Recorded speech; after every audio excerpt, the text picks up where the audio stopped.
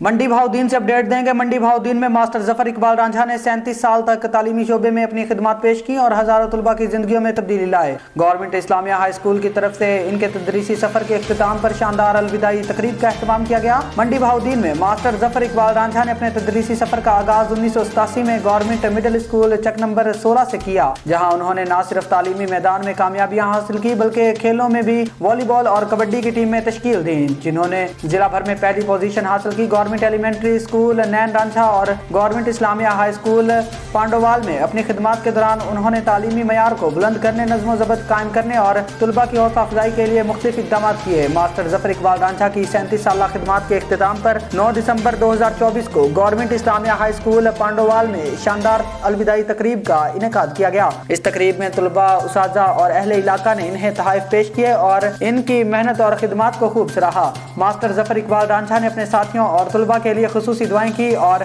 School की dispensary में अद्वियात की फराहमी के लिए 10,000 रुपये अतिया किया। मास्टर जफर इकबाल रांझा का ये कौल, इल्म का दरिया कभी खुश्क नहीं होता, बस इसके पीने वालों की ज़रूरत होती है। हमेशा इनके काम के साथ जिंदा रहेगा। मास्टर जफर इकबाल रांझा की मेहनत और लगन ने कई नस्लों की तकदीर बदल दी।